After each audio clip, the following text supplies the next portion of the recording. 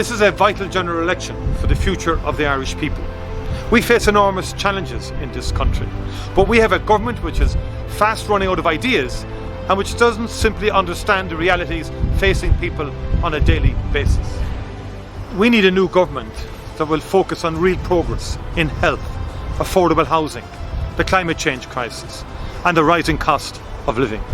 During this campaign, we will be putting forward a positive agenda for a new government that will listen to its people. A government that is committed to working for all the people of this island. An Ireland for all. That is Fianna Fáil's commitment and philosophy, and that's what we will deliver on during this campaign and beyond.